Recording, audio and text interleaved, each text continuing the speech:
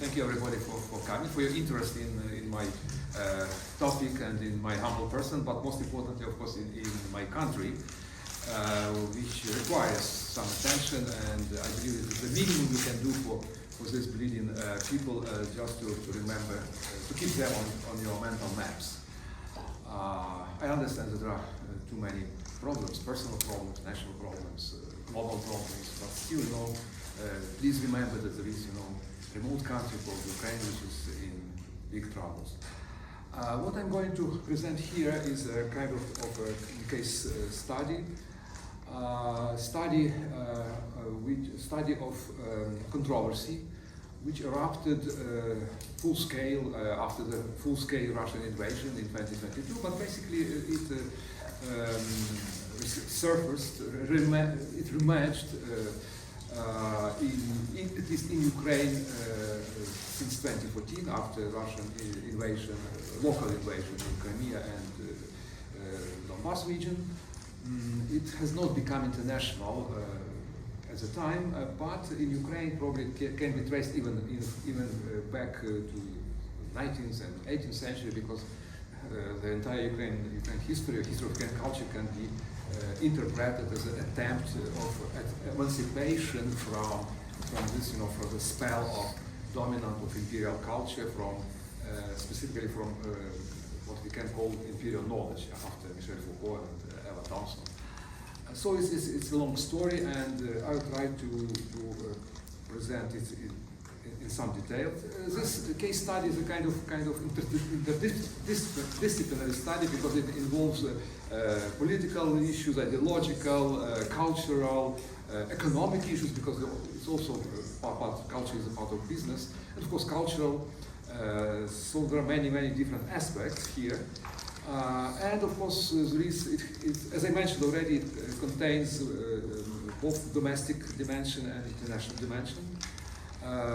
International dimension is relatively new. Domestic dimension is very old. And of course, it has also a very important legal, judicial issue, because it's also about some legal steps which should be introduced or not introduced. So there is a huge versatility of different aspects, and I'm not sure that I would be able to cover all of them, but I'll try to focus on some which I consider the most important. And one more caveat that I should express here, should make here, is probably about terminology which is employed in my presentation, because cancel culture, of course, it's not Ukrainian term. It's borrowed from American public debate, from intellectual debate, which is not very, frankly speaking, which is not very suitable for Ukraine's situation, because cancel culture term emerged here in the United States in very special situation and refers to very specific events and developments and problems. So I hesitated whether to use it or not to employ, but first of all, it's not up to me to decide, because the term is used anyway. Either I like it or not, and consider it suitable or not. It's still employed, and quite broadly employed, reasonably or not.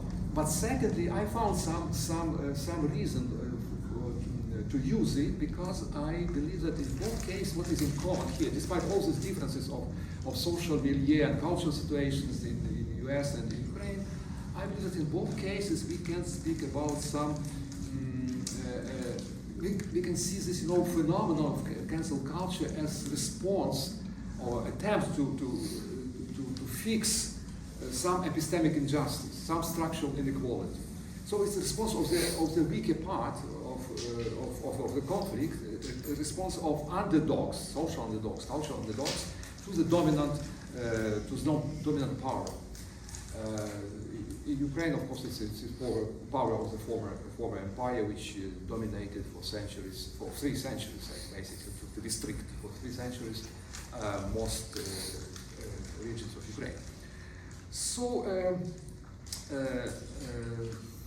there are several things which also I'd like to explain in advance to make the entire picture more comprehensive. To understand the problem better. First of all, we have to understand that today's war is essentially anti-colonial war. It's an attempt to finalize, to complete the process of decolonization, which was not fully completed in 1991 after the collapse of the Soviet Union. There were a lot of ambiguity and ambivalence in the politics of both Ukraine and of Russia. And the international politics was also extremely ambivalent vis-à-vis both countries, and in particular vis-à-vis Ukraine. And also we have to understand the genocidal character of today's war, because Russian politicians, ideologies, they do not hide their intent to wipe out this country and these people from earth. So it's if you follow, frankly speaking, I'm surprised a little bit by all these debates, international debates about, roots of the conflict, and we still hear all these strange things about NATO expansion, about Ukraine's neutrality, Finlandization, Ukrainian speakers, Russian speakers. Well, it has nothing to do with the real problem, because the real problem is about elimination of Ukraine from map. Ukraine had to be either absorbed by Russia or eliminated. For 3 centuries they tried to absorb, to assimilate Ukraine into Russian discourse, into Russian construction, Russian mythical vision of history. They failed to do this, so ultimately they moved to the plan B of elimination of this country. And they basically state out it openly. Just read carefully what Putin says and write, what Mr. Medvedev writes, what all these propagandists say in TV. They openly say, they openly proclaim genocidal slogans. So there's no doubt, and Ukrainians understand this much better than all this international community. Ukrainians understand this, and because of this they have no choice. They understand that it's not negotiable. It's a matter of survival. Either perish or fight. Paradoxically, on the Russian side, it's also a kind of existential war, but in different terms, different categories. It's existential war not for the Russian people. For Russian people, there's a chance to become normal nation, to become a normal country, but it's an existential war for the Russian Empire. Because without Ukraine, it cannot exist as an empire. Ukraine is in the very center, it's a centerpiece of Russian imperial identity. Russian imperial identity was constructed in the 18th century, 17th, 18th century, with Ukraine, with myth, which was based in Kyiv, on territory of Ukraine, on history of Ukraine, on history of medieval entity called Rus, which was identified with Moscow, which was not absolutely, because there were 500 centuries between these entities. So there is huge mythology, huge invented tradition, huge imaginary history, which is promoted by Putin, and of course they cannot get rid of this, because otherwise, all the legitimacy of this empire collapses. So of course how we must understand this agony, this convulsions, imperial convulsions. So much about general framework of this war, and what is also important, because very often Western people, foreigners very often don't understand that for us, for Ukrainians, and for all the people dominated by Russia, Russian culture is not just one of many cultures. For you, it might be just some curiosity, something interesting. You may like it or not like it, but it's just no matter of your choice. You may go to the theater, to this exhibition or not, to read, to buy this book or not. So you have a choice, and you are free to choose and to criticize, to reject, or to accept, to like or dislike. It's up to you. In Ukraine, it was mandatory. It was like communist ideology, and imperial culture were mandatory. They had to be, they had to be accepted uncritically, and they had to be internalized. So it was not a matter of just knowledge or sympathy or dislike. No, it was a matter of internalization, and it had to replace our own culture. So it was not one of many. It was a substitute for national culture, for Ukrainian national culture. And this is actually why all these numerous monuments to Pushkin were constructed everywhere in Ukraine. It was not necessary to do this in any town and every city to erect monuments or busts. But he played the same role as Vladimir Lenin played. So it was not so much about communist ideology. neither Lenin nor Pushkin were about, neither Lenin was about communism nor Pushkin was not about culture.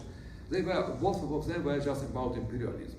The empire marked its space with these monuments, with these names, street names, town names, and so on. So it was signs of dominance. And this, of course, why Ukrainians were so eager to dismantle. First of all, Lenin. Of course, it was easier because it could be promoted under the slogan of decommunization. Decommunization was much more controversial, much more complicated issue, but ultimately, Russian invasion catalyzed, speeded up this process, and it occurred in 2022, since 2022. Now we can probably move to our topic closely. Here I provide several quotations from very good Ukrainian journalist and political analyst Pavlo Kazarin, who basically he's a very interesting person because he's originally from Crimea. In the 1990s, he was very popular, very successful journalist in Moscow. So many people at the time moved to Moscow to make career because after perestroika, everything opened up, a lot of opportunities, a lot of money in Moscow, unlike elsewhere in the former Soviet Union. So of course, many of them moved there. This very booming media landscape, and he was quite some popularity. But after Putin screw up this, tightens the screws upon media, freedom of speech in Russia. Many Russian intellectuals moved either abroad or some of them moved to Ukraine because Ukraine was freer. There were a lot of problems, but media environment was much freer in Ukraine than in Russia at the time, and it still is, of course. And many of them moved to Ukraine because there was no language barrier, they could operate in their native language or learn Ukrainian, which was not so difficult for some of them. And Kazarin moved to Ukraine, and he still is in Ukraine, and he became very ardent Ukrainian patriot and very ardent defender of Ukrainian independence, Ukrainian culture. And he states out here what I told you very briefly before. He explains that the European nature of Russian culture diverted attention from the entire European nature of the Russian state. That the artists and performers were given the role of sales representatives, selling the mysterious Russian soul, where the beer and the satellite, balalaika and ballet, izba and constructivism are mixed in precisely calibrated proportion. Genius and villainy turned out to be quite compatible in the great power narrative. The impressions of 1937 and Shostakovich's Fifth Symphony, the tanks in Budapest and crash of Prague Spring, but 5 world chess champions, the invasion of Afghanistan, but Brodsky with Nobel Prize, a Nobel speech. All the time, Kazarin argues, the cultural context could have been used as a universal yes but. Dictatorship, but Luria and Pisetskaya. Gulag, but Sharapin and Tarkovsky. Mass killings, but Yaghiev's season and the Russian oligarch. The simultaneous coexistence of political barbarism and official culture in Russia allowed many in the West to ignore the former and focus on the latter. Basically the same arguments are raised by Yuri Andropovich, who is well-known Ukrainian writer, maybe one of the best Ukrainian prose writers, translated by the way into English. Several of his books are available in English. And he repeats the same, he raises the same arguments, probably independently from Kazarin. He says that, for intellectuals in the West, the Russian culture is seen as something of a sacred call. The key question is, why is that the Western aptitudes for critical thinking and skepticism, quintessential for the Western mind since the age of enlightenment, do not seem to function in this specific case? That's a very good question, because really, in the West, critical thinking is very, very strong, very powerful, but in this case it doesn't work. Why? He says that, on the Russian side, this state of affairs is keenly supported and successfully fostered. The idea of a West allegedly devoid of spirituality is at the core of the war that Russia launched against Ukraine, but framed it as a war against the rotten West. And Russia imagines itself as good in a life and death duel with the evil. And in this sense, it requires world-recognized cultural pillars to serve as and provide undeniable evidence of this spirituality. In reality, though, excuses for its criminal acts. There is one more, I believe, one more interesting argument in Andrukhovich, where he compares this, terrorists in Kremlin and terrorists of Hamas. And they say that the only difference between the one terror and the other terror against civilians is that, terrorists in Kremlin, they can refer to Tchaikovsky and Dostoevsky. Hamas doesn't have so Tchaikovsky or Dostoevsky or something, or Hermitage or something. That's the main difference.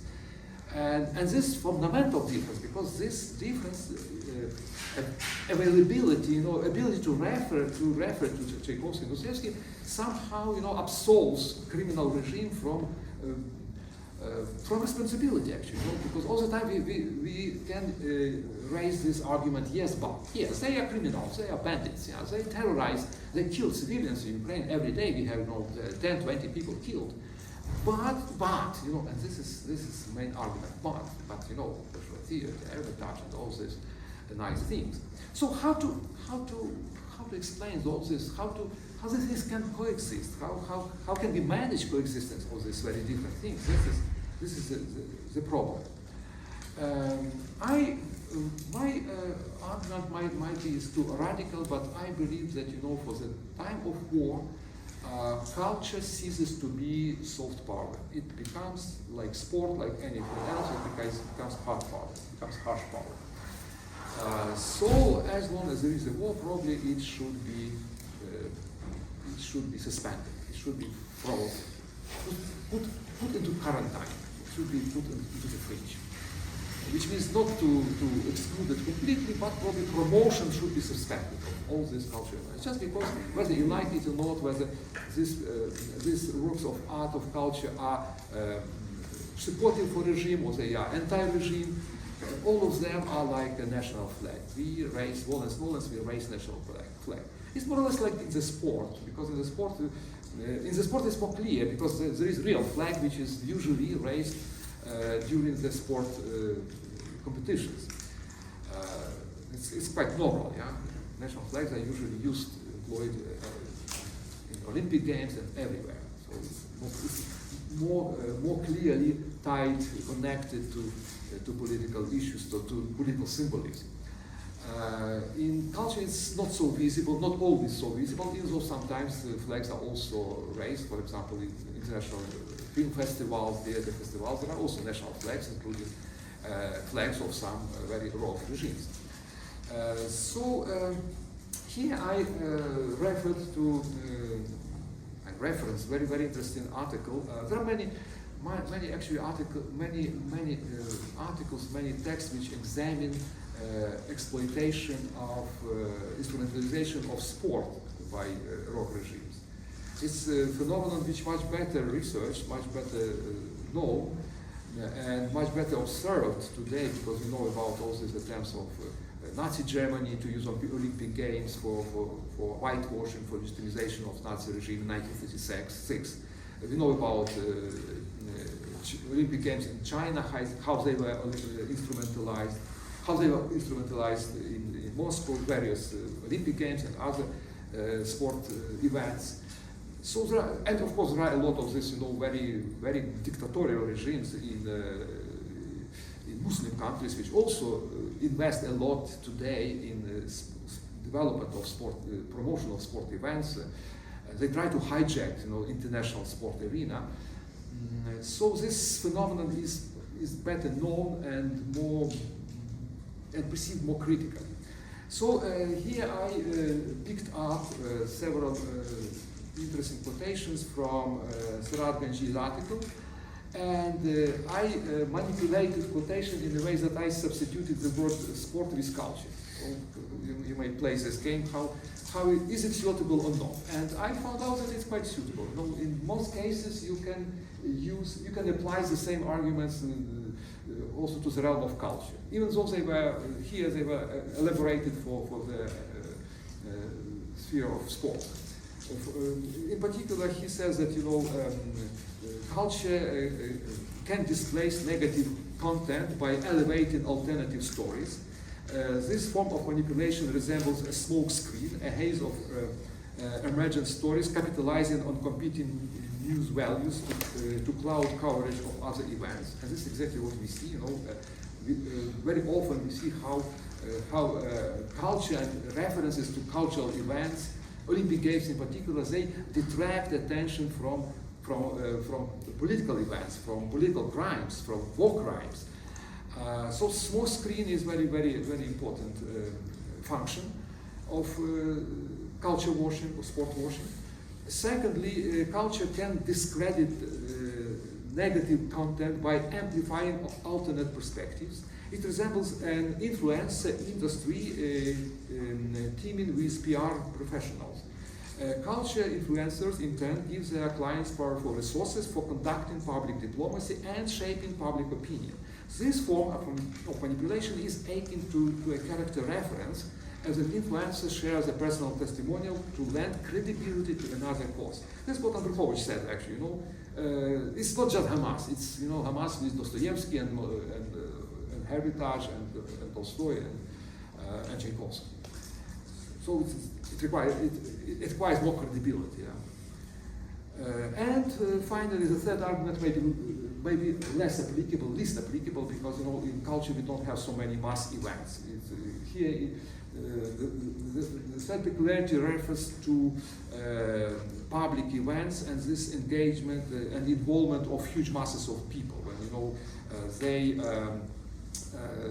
I would say, it's kind of mutual influence, kind of collective inflamement. In culture, of course, it's relatively rare occurrences. We may observe something like this in the theater, where big masses of people are gathered, but generally it's less applicable.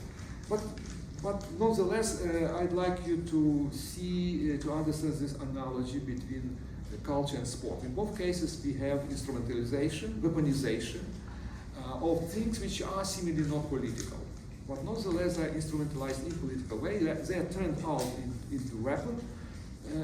And they are manipulated in very skillful, very dangerous ways, actually, very harmful. To sum up this part of my argumentation, as I told already, there is no soft power during the war because it all contributes to hard power. Culture is not apolitical because it whitewashes the rogue regimes, enhances its symbolical weight, creates epistemological and axiological ambiguity.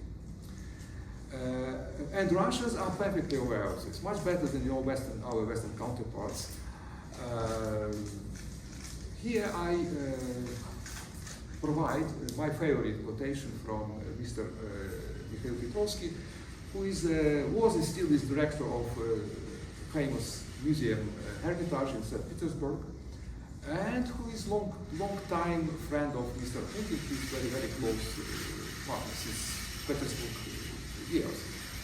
And I like this quotation because it's sincere. I don't like this personal quotes, most of them, but sometimes they can be quite open and sincere, and they say the truth. They disclose some reality.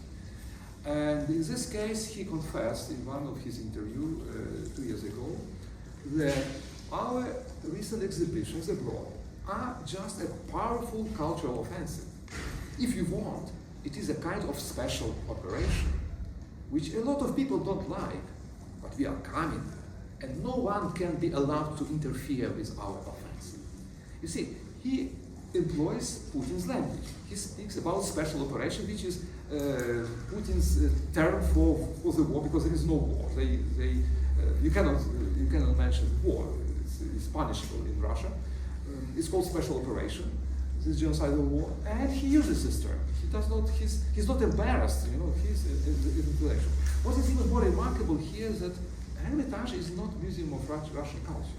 It's a museum of collection of foreign works, international works. But nonetheless, exhibitions abroad of Hermitage are presented as Russian exhibitions.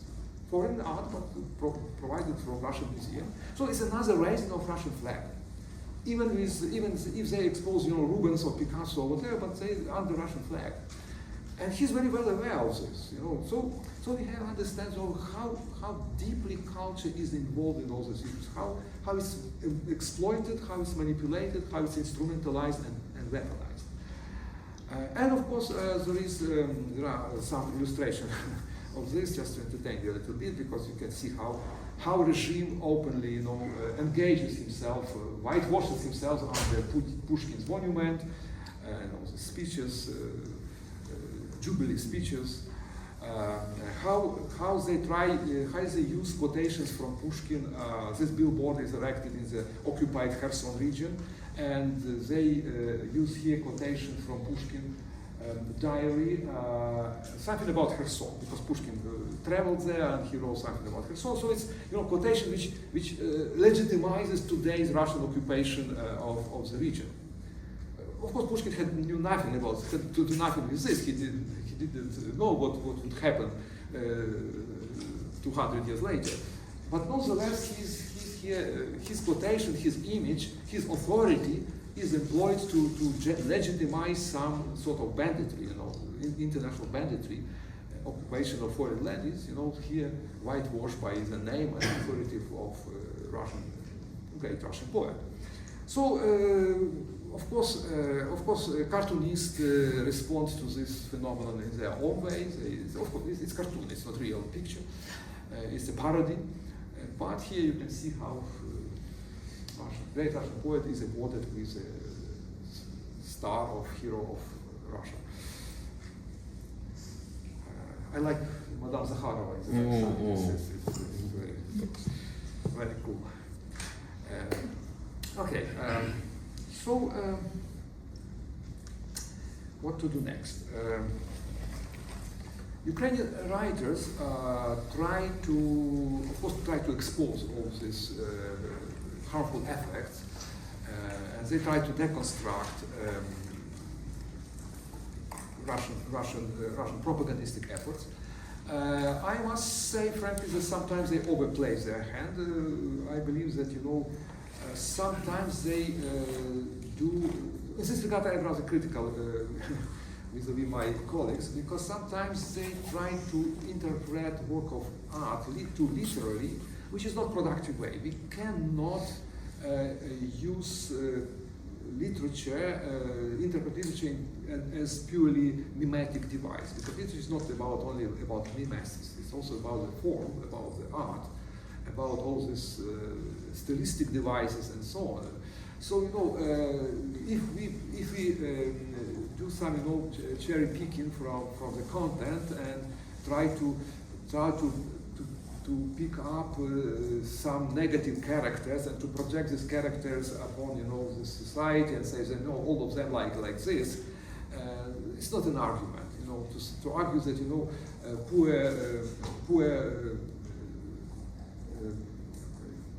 how was this author of Mumu? Yes, it's a Kripak, Gerasim.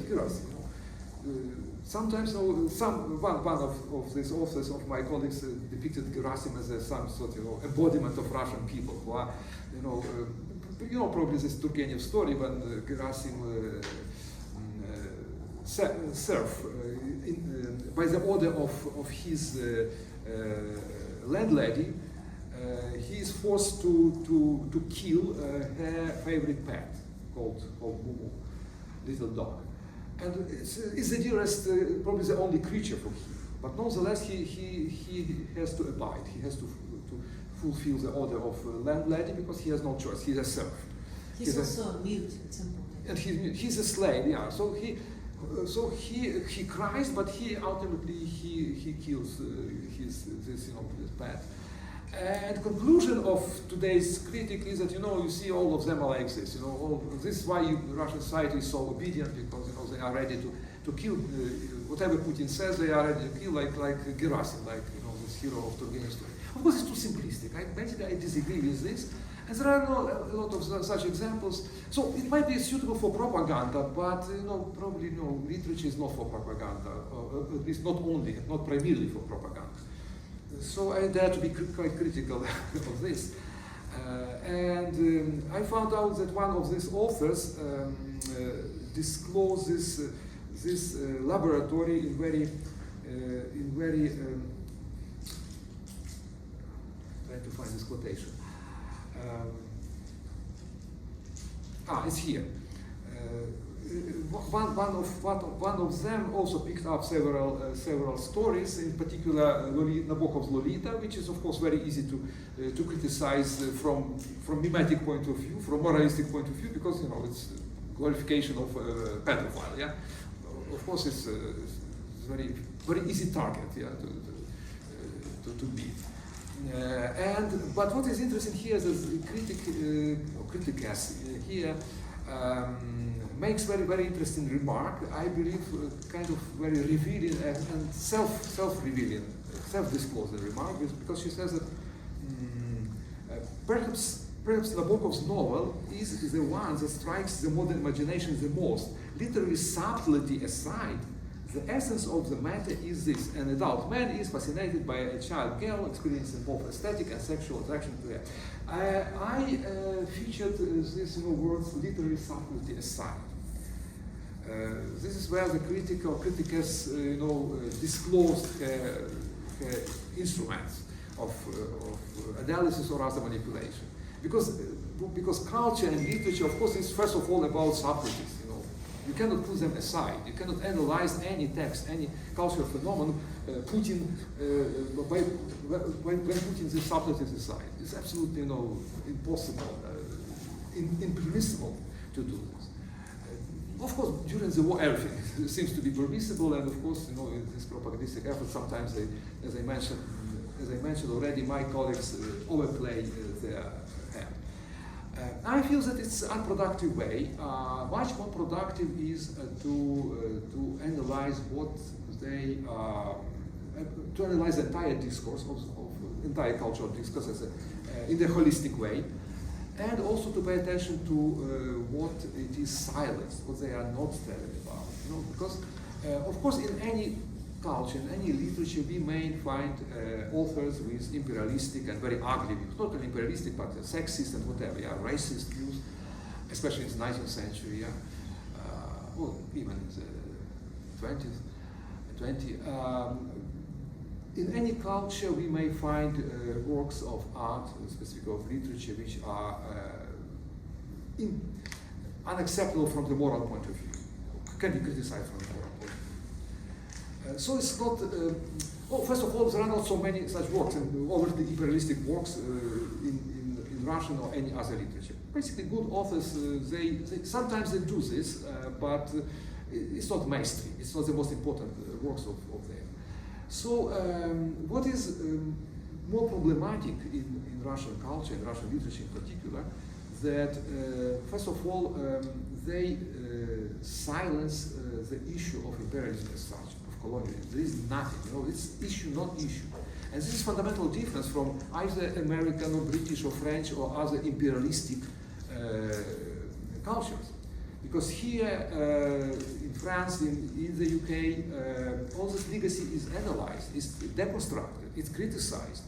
Of course, there are still a lot of problems with this, and there is still debate.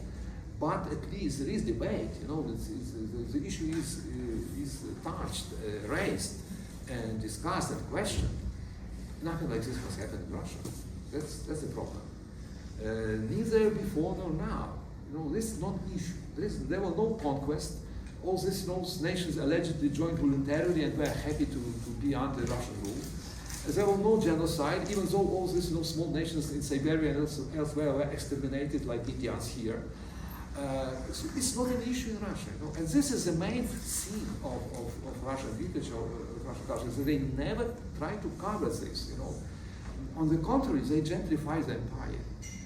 Leo Tolstoy was not imperialist, but his war and peace basically is very helpful, very useful for Russian empire because it gentrifies this empire. It presented it as a quite normal. It normalized the empire. It presented it as like any other country in Europe, quite European country, even though it was a novel about 20 or 30 families in Russian empire at the time, because all the other population was absolutely uneducated and dark.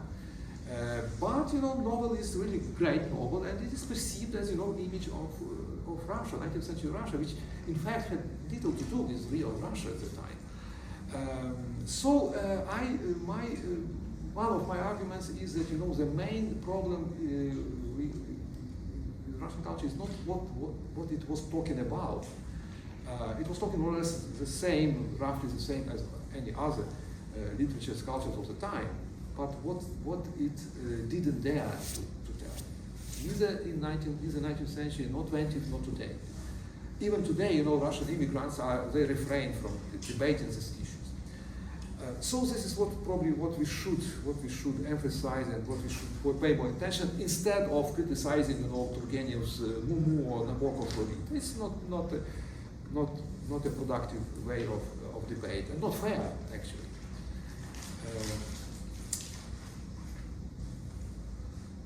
Finally, to sum up. First of all, I'd like to emphasize that boycott of Russian cultural products and authors has nothing to do with censorship. Because very often you may find accusation of, primarily of Ukrainians, but also of any other attempts to suspend publications, to suspend performances of Russian authors as a sort of censorship. It has nothing to do with censorship, because censorship it's legal procedure. In case of cancellation, there is no legal procedures, no legal methods. It's not banned. It's not criminalized. It's there are no legal mechanisms to proceed with this. It's just all these decisions are based on moral decisions, based fundamentally on moral feeling, on empathy, on solidarity, and this is what actually Ukrainians try to explain, that we don't demand any bans. Even in Ukraine it's not banned. In Ukraine we still have conservatory music high school in Kyiv named after Tchaikovsky. There was huge debate about this. There were demands to rename it because it glorifies Russian composer. Who was basically okay. He wasn't political. He had nothing to do with imperialism, but nonetheless, there was debate. And still it retains its name because it was up to the students and professors of this institution to decide about the name. So state has nothing to do with this. And Ukraine state and Ukraine society, they have to tolerate decision of people who work in this conservatory. It's what democracy is about. We may dislike it, but we have to accept people's will. So we don't appeal to any police measures. We appeal just to moral feeling, to moral honesty. Please don't do it. Please remember that you are raising the flag. Either it's pro-regime author or anti-regime author. In both cases, it's the flag of rogue state. That's one argument. Yeah. Secondly, culture is not innocent. It's not apolitical soft power, especially in the case of authoritarian regimes, which take over all sectors and should nominally belong to the sphere of society. So it's not only culture which is instrumentalized and weaponized. Religion is, I mentioned already sport, but also religion. There's no church, independent church in Russia. It's part of the state. It's like another ministry of Russian state. They weaponize everything, trade, economic relations, and so on. So it's also important to remember that, and it's difficult to understand because, of course, in the West, culture belongs to the sphere of realm of civil society. The state has nothing to do, not much to do with culture. But in authoritarian states, especially in Russia, there is long tradition of state dominance over culture and misuse of culture by the state. So it plays absolutely different role in Russia than here. Also, culture, as I mentioned already, contributes to hard power. It gentrifies its image, ennobles the image of rock state, and diverts attention from its crimes and replaces, relatively speaking, talk of Bucha and Mariupol with applause for Tchaikovsky and Netreb. Because this is what Kazarin said. Culture, like sports, is a kind of flag that has a national character, regardless of the loyalty or disloyalty of a particular artist to the regime. Therefore, one should think twice about whether it is worth raising the flag of the aggressor state and wave it in the international arena or not. Yeah. So think twice.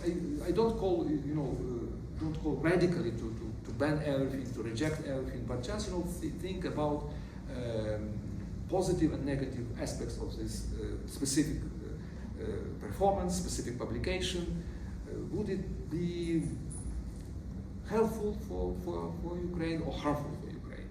Would it help these people to resist, to survive in this genocidal war, or vice versa? Or would it increase the power and influence and authority and persuasiveness of the aggressor state?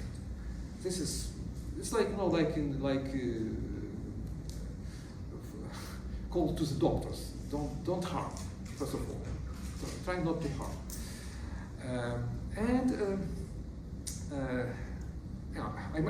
By the way, I mentioned flags, which are usually raised in sport events, but sometimes you hear it's an event, cultural event where there's also raised these flags, including Russian flags.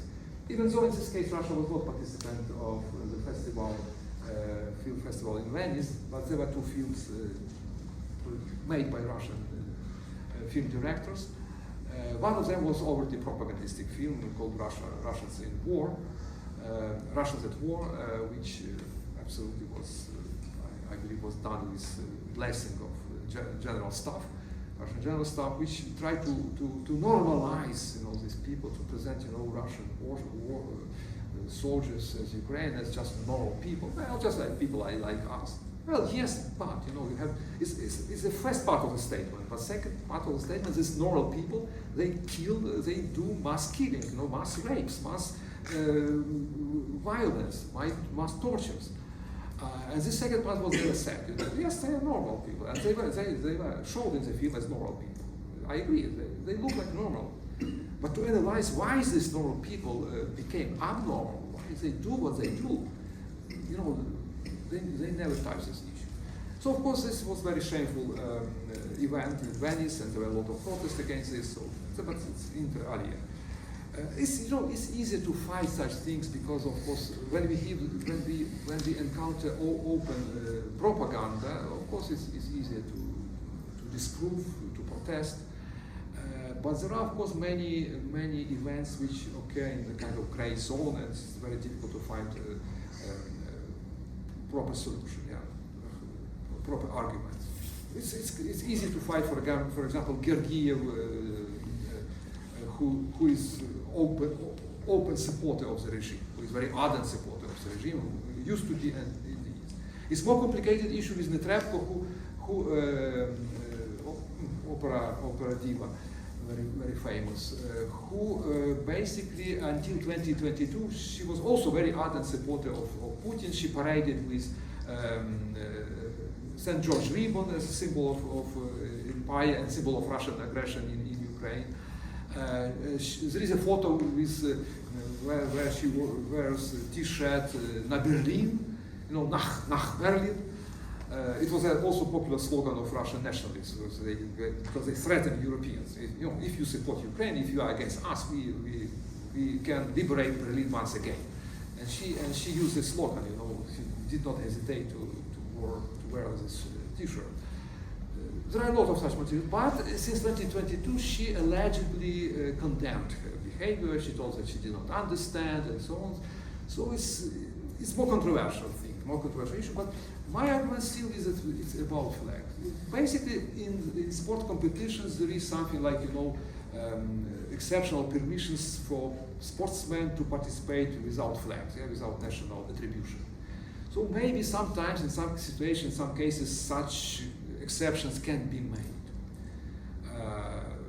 without the flag. Yeah, but how to emphasize this? How sport is clear. Yeah, no flags, and of course, these people should not make any pro-warmongering statements. It's clear, but it's much more complicated in culture. So again, I argue that we have to decide on case-by-case basis and to make difficult decisions in every specific case, comparing all advantages and disadvantages of this decision, of negative and positive aspects. This is my third actually argument that boycotting of cultural products and figures is not cancellation, because it does not prohibit or cancel the products themselves. You still can go to the library, you can still take a video or something like this, so it's not like complete exclusion. It's not a real ban. I know what is, I used to live in the Soviet Union, I know what the real ban means. How many years you may get, may receive. But in this case, it's just, it's based on some moral appeal. It's not. It's just about moral restrictions. Moral restrictions on promotion and distribution of cultural products. Not their ban, but some suspension of their promotion, advertising, and distribution. Even in Ukraine, you can buy from Amazon any Russian book or any Russian film. It's not forbidden, but it's for personal usage. You can do this at home without public advertising, without spreading this stuff, without popularizing this stuff. It's up to it's for you. It's for personal use only. This actually I quote here Lithuanian Minister of Culture, who very wittily, I would say, advised to put these cultural products on quarantine. Kind of considered this as a measure of moral and political hygiene in extraordinary circumstances. And finally, there is one more issue which I didn't touch in my presentation, but it may be you may approach me with questions about this, because it's a very hot issue in Ukraine, whether to participate in some common events with Russian colleagues abroad. Of course, not in Ukraine, not in Russia, it's impossible during the war, but abroad we very often encounter this problem. We are often invited to carry out some round tables together with Russian colleagues, or to hold some poetry readings. Generally, Ukrainians reject this, and sometimes they accept some round tables, some discussions, but generally they reject for very simple reasons. They don't want to create illusion of some dialogue. Dialogue is very popular word in the West. Many Western people are obsessed with this magic word, dialogue. Ukraine's argument is that no dialogue is possible during the war. Absolutely no. And unless and until they withdraw Russian troops from Ukraine, pay reparations, bring war criminals to court, to Hague, no dialogue is possible. Dialogue will be possible only after everything is over. Then we may discuss how to build maybe some relations, resume some relations, but only after that, after the justice is reestablished. There is another side effect of such joint ventures, because historically, traditionally, Ukrainians and Belarusians were put into the same bag with Russians, very often were considered and supported Putin's arguments that we are the same people, we are almost the same people. We are not basically. We spent maximum, some regions spent maximum 300 under Russian occupation, but 1,000 years were without them. So it's not so simple. All these historical arguments do not work. And essentially, I don't like all these historical arguments, because this war is not about history. It's about violation of international law. This is what we have to talk about, first of all, about violation of United Nations Charter, about Budapest Memorandum, about Helsinki Agreement, about Russian-Ukrainian Agreement, or about friendship and something like this. Well, there's several documents which were brutally violated by this aggression. And this is what we have to talk about, not about 1,000-year history, but Putin and his team, they deliberately shift all the debate from realm of legitimacy, of legality, of judiciary, to the realm of history and culture, unfortunately. And we have to do something with this. Even though it's reframing of the problem, in fact, we have to understand this. So this was my last point. We try to avoid dialogues in public. It doesn't mean that we cannot communicate in person. We still have a lot of Russian friends and communicate with them. They are quite pretty good people, pretty intelligent, pretty politically sober. But all these events in public, they may confuse, they may send absolutely false signal, may be misperceived internationally. And so this is why we try to completely avoid this. I feel I should stop here. I had a couple of illustrations. One of them was a comparative study how culture is cancelled, Russian culture is cancelled in Ukraine. This is how Pushkin's monument is removed in Ukraine in a quite peaceful way, and how Ukrainian culture is cancelled, because Russia also cancels Ukrainian culture, and cancel it not this way, but this way, with missiles. This Skoroda Museum in Kharkiv, after being targeted by the Russian rocket, and of course this way also how they cancel Ukrainian culture is how sometimes they have to carry out symphonic concerts in Ukraine, in times, because Okay, I'll stop here and I'll be happy to answer your questions, so jump at the opportunity. Thank you.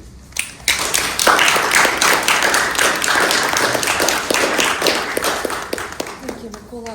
We still have probably 10 minutes to ask questions and then to stay with the speaker informally. So please. Students first. Thank you for the talk.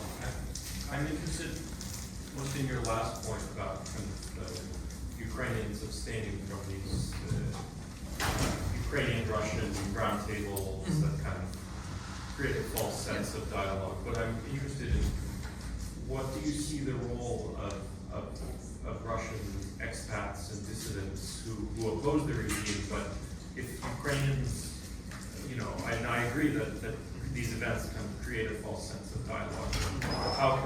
How can Russians who oppose Putin and the war still be supportive of Ukraine without creating a false image? It's up to them. It's their decision. I respect the people who fight, who resist, especially in Russia. But of course, abroad is also useful and helpful. I have some reservations because my observation is that many of them, if not most of them, still share imperialistic biases and views. Not all of them, but I would say majority. Very few of them speak about Russia as empire, which sooner or later should be dismantled in a way to find some solution, because it's very few of them. They still speak too much about nice Russia of the future, which cannot be built without making truth with ugly Russia of the past. And they don't pay due attention to the Russia of the past. They prefer not to speak about all these colonial crimes, about Stalinism, about Russian imperialism. They still try to avoid this issue. They still think in categories of how they are going to win elections and how to appease the population. They still think in these categories, even though there would be no election in the foreseeable future. So it's very naive, but nonetheless. So I sympathize with their efforts. From my point of view, anything that goes against this, rogue regime in Moscow is good and deserves some attention, some support. But at the same time, as I mentioned, I have some serious reservations with most of these people, even though some of them are very bright and very, very nice and and very, very sensitive, I would say. I remember several years ago, I was a jury member at the time of Angelos International Literary Award, and the war began in 2022, this large-scale war.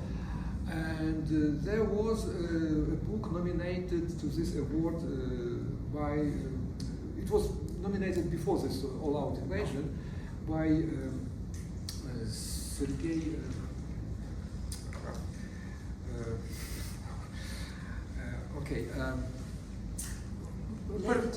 Sergei Lebedev, yes, Sergei Lebedev, sorry. Very, very good prose writer, who lives in Germany basically, and who is half German, in fact, but nonetheless. The book was nominated before this all-out invasion, so it reached the final stage, and he withdrew his book himself. He argues that, I don't want to cause any problems, to cause any controversies. I understand the situation where Russian book should not be aborted, even though he was not quite Russian, but nonetheless. So I understand that he was quite very honest person, and he did not want to raise this flag. He had a good chance to raise this flag. But he's a good writer. Sooner or later he would win this award and many other awards. But I respect such people, indeed. And personally communicated with him, but not in. Any other questions? You mentioned the suspension of such actions as promotion or advertising or distribution. But if you're unwilling to enact legislation prohibiting certain aspects of Russian culture, what actions, for example, will you want the United States government to take, or NGOs, or how would you plan to mobilize people to oppose Russian culture or certain aspects of it? Well, as I mentioned already, governments has nothing to do with this. So basically, have nothing to do and should not. It's not an issue for governments, even in Ukraine. It's public issue, it's civil society issue, and I believe it's how public can influence decisions by various peaceful means, by writing letters of protest, by publishing some articles explaining why it should not be done, by staging some protests, some pickets. That's also possible. In Venice Festival there were pickets. And some events were cancelled. For example, performances from Gergi were cancelled in Italy just because of mass protest. So this is the only way available, peaceful protest. And explanations, of course. Our arguments, why we should not do this. By giving academic talks. Well, sometimes. Yeah. So it's about moral issue. It's not about legal issue. It's about moral feelings. We call to conscience of publishers, theater directors, cultural entrepreneurs. Please don't do it. Please refrain from this for time being. We can resume it later. There are a lot of things which were never translated, never published from different literatures, not only from Ukraine. From many, there are dozens and dozens of writers which deserve to be translated and published and discussed and introduced into curriculum. There are a lot of plays which should be staged, operas, symphonies. So just take a closer look at the globe, at other countries. Just fill this gap for it's a good opportunity to get acquainted with something else. And then we can resume business as usual. Maybe not as usual. We have to revise canon. We have to provide more critical commentaries to Tolstoy, to Dostoevsky, to Brodsky, to mention somewhere their imperialistic views and their politically incorrect statements. Dostoevsky is very, very ardent. Anti-Semitism, for example, is rarely discussed, but it is there, and so on. I just want to briefly add there are another mechanism how to critically reread Imperial Russian literature by decolonizing it. So in our department, Slavic Studies, first of all, we renamed the Great Russian Novel just Russian Novel, and in my teaching variant, I taught that Russian novel decolonized. So in addition to reading novel by Dostoevsky, we also write all his anti-Semitic letters. To the extent that my TA, who is Russian, she told me, like, Yulia, I'm afraid that after reading these letters, students will refuse reading the novel. So I feel like it's also important to raise awareness by teaching not only text but the publicistics and journalistics works. Because silencings will change temporarily things, but not epistemological in the more profound way. No, novels should be read. They are really good novels. So I don't reject them. Please read. You are intellectuals. Of course, you are supposed to read them.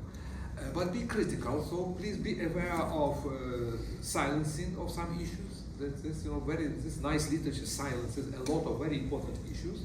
So creates kind of distorted picture vision of the country, of society. And secondly, this great literature, this great culture should not detract your attention from some very ugly things which are going on today. And it's a past as well. Any other questions?